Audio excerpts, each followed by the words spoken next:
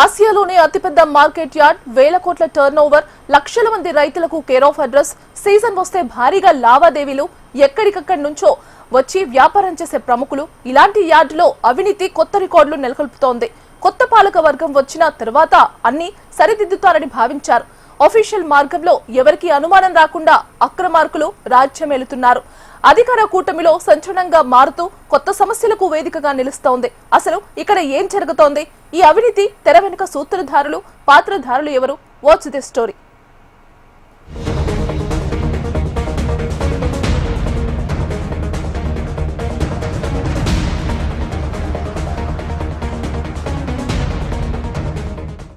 గుంటూరు మిర్చి యార్డ్ ఆసియాలోనే అతిపెద్ద market yard. వేల కోట్ల మేర టర్నోవర్ సాగుతుంది. వ్యాపారంతో పాటు అవినీతి కూడా అంతే స్థాయిలో జరుగుతుందన్న విమర్శలున్నాయి.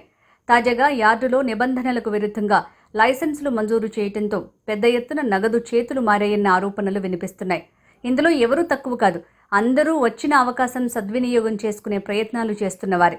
ఇక్కడ పరిస్థితి ఇప్పుడు తలా పాపం తిలా పిడికెడు అన్న చందంగా ఉంది. రాష్ట్రంతో పాటు ఇతర రాష్ట్రాల్లో మిర్చి పండించే రైతులు తమ పంటను తీసుకొచ్చి గుంటూరు మిర్చి యార్డులోనే అమ్ముకుంటారు. గుంటూరు మిర్చి యార్డుకు వస్తే మంచి ధర లభిస్తుందని రైతుల నమ్మకం. గుంటూరు మిర్చి యార్డులో 200 మంది ఎక్స్పోర్టర్స్, 600 మంది వరకు కమిషన్ ఏజెంట్లు మిర్చి అమ్మకాలు చేస్తుంటారు.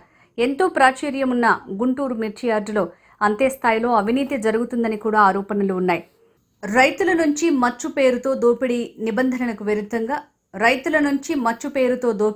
నిబంధనలకు విరుద్ధంగా రెట్టింపు కమిషన్ వసూలు చేస్తూ కోట్ల రూపాయలు దోపిడీ జరుగుతుందన్న ఆరోపణలు ఉన్నాయి. యార్డులో జరిగే అవినీతికి అధికారుల అండదండలు పూర్తిగా ఉన్నాయనే ప్రచారం జరుగుతుంది. నిత్యం ఏదో ఒక వివాదంలో ఉంటున్న గుంటూరు మిర్చి యార్డులో తాజాగా కొత్తగా కమిషన్ ఏజెంట్ల లైసెన్సుల మంజూరు ఇప్పుడు వివాదాస్పదంగా మారింది.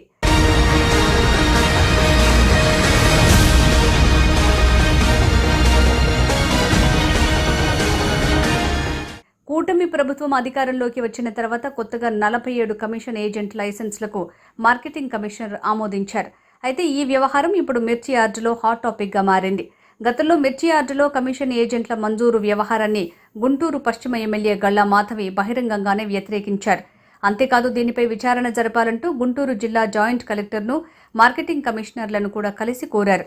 అయితే ప్రభుత్వం ఏర్పడిన సుమారు 2 ఏళ్ల వరకు మిర్చి యార్డుకు పాలకవర్గం లేకపోవడంతో అధికారులే ఈ వ్యవహారంలో కీలక పాత్ర పోషించారన్న ఆరోపణలు ఉన్నాయి.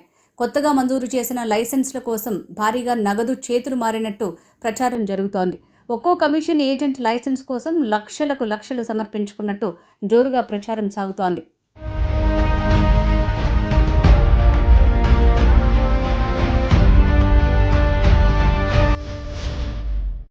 అయితే ఈ వ్యవహారంలో పైనుంచి కింది స్థాయి వరకు అందరి చేతులు తడిపినట్లు గుసగుసలు వినిపిస్తున్నాయి. ఇదే అదునుగా భావించి మార్కెటింగ్ శాఖలో ఓ అధికారి ఈ వ్యవహారంలో జాక్పాట్ కొట్టారన్న ఆరోపణలు ఉన్నాయి.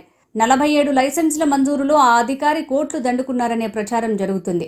ఇటీవల మిర్చి యార్డుకు పాలకవర్గం ఏర్పడటం, బాధ్యతలు స్వీకరించడం చకచకా జరిగిపోయాయి.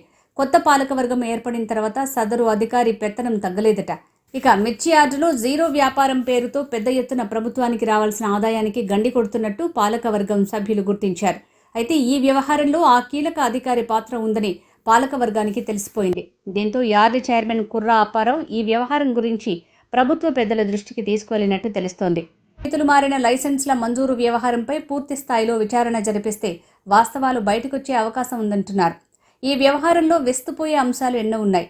ఈ మొత్తం యార్డునే సరైన మార్గంలోకి తీసుకువస్తామని చెప్పిన రాష్ట్ర స్థాయి ప్రముఖుడికి పరోక్షంగా ఈ వ్యవహారంలో ప్రమేయం ఉందనే ప్రచారం ఉంది. ఇక జిల్లాలో అధికార పార్టీ నేతలకు సన్నిహితంగా మెలుగుతూ ఈ వ్యాపారంతో సంబంధం లేని వారికి సైతం లైసెన్సులు వచ్చేశాయి. ఇక లైసెన్సులు వచ్చేసరికి ఎవరికి వారు అప్పటి వరకు ఈ వ్యవహారం పైన మాట్లాడిన వారంతా సైలెంట్ అయిపోయారు.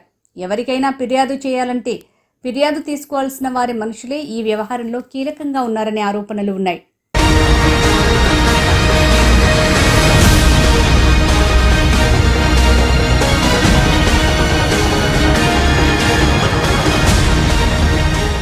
కొత్త కమిషన్ ఏజెంట్ లైసెన్స్ల వ్యవహారం ఏ మలుపు తిరుగుతుందోనన్న చర్చ మొదలైంది. ప్రభుత్వం విచారణకు ఆదేశిస్తే ఏం జరిగిందనేది బయటపడే అవకాశాలున్నాయి. నిష్పక్షపాతంగా విచారణ చేస్తే బయటికి వచ్చే పేర్లు వింటే మిర్చి ఘాటు కంటే ఎక్కువ పొలిటికల్ ఘాటు పెంచడం ఖాయం. మరి ఆ పరిస్థితి వరకు వస్తుందా, లేక విచారణ మళ్లీ ఎన్నికల వరకు సాగుతుందా? అనేది తేలాల్సి ఉంది.